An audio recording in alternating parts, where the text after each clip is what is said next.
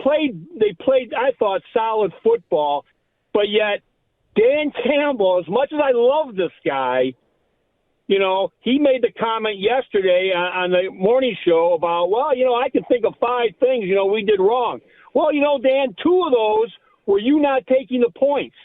McCarthy gave you a gift at 134 and another gift when what's his name kicked the ball out of the end zone or fumbled it, and you guys went down and you didn't take the points. And so this is Dan Campbell's first time in playoff football, and we all know, everything gets is really under the radar. So Steve, everything, yeah, really under the microscope. Steve, you're talking about the essence of Dan Campbell, and the truth is we've got a whale of a topic here in terms of, correct me if I'm wrong. You guys tell me, am I wrong? All right. One of the reasons the Lions are good is because of Dan Campbell. 100%. Okay? One of the big reasons. Yeah. They're where they're at because of the coach. And what comes along with it, take the good with the bad, is this guy is aggressive and takes chances. Mm-hmm.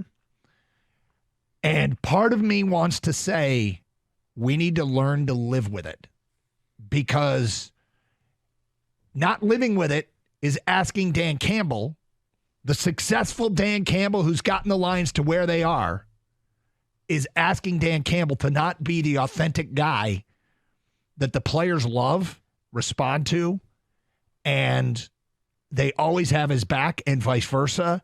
The belief that he's instilled in this locker room, the way he's been able to get all these players making the league minimum $750,000 all the way up to Goff and his $26 million or whatever, they're all pulling in the same direction. There's less nonsense, but part of what comes with it and what makes Dan Campbell is he is going to do some things that take high-risk plays and high-risk calls, and short of faking a punt with a 2-point lead in a Super Bowl and a minute to go, right. I think we almost have to learn to live with it. I think that the way that he gambles, the way that he wants to roll the dice and play this game aggressively, shows the players he believes in the players. He's not just some kind of crazy dude. I mean, he does this for a reason. It's calculated risks. They're not like, 90% of the time you do this and he does it the 10%. I mean, these are calculated. And I think the team responds to that. I think the team, and I think players, I don't want to just say players in general. I think the overwhelming majority of players love to play for a guy like that because they want to be of that same like mind. I don't know if there's a player on the sideline that when the 2-point conversion gets called back and there's a 5-yard penalty and they're backed up to the 7-yard line, I don't think there's a player on the Lions sideline that was like, all right, let's just kick it. When the coach says we're going for it again, we're calling this play, the player's like, kick ass. Let's go get him. This is Dak Prescott after the game.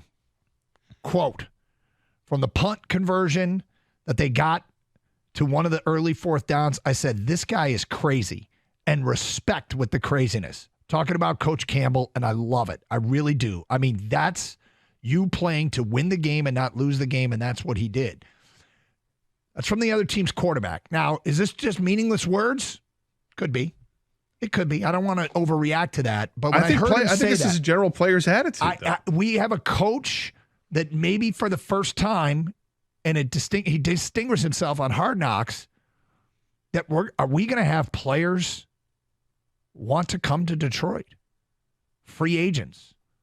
We're going to have players that get drafted by the Lions that we never have to ask the question, does he really want to be here? How quickly does he want to get out of the contract? Yeah. I mean, and there's, like, I almost, our man was right, but I'm almost taking we need to learn to live with it approach. Well, here's what we'll know this soon enough, I guess, with free agency in years to come. If there's a player, a veteran player who still has a lot left in the tank, is ultra competitive, let's just say, for instance, like Jalen Ramsey. Jalen Ramsey is like, you know what? I'm going to Detroit. I know I can get $15 million in the open market, but I'm going to sign with Detroit for $5 million.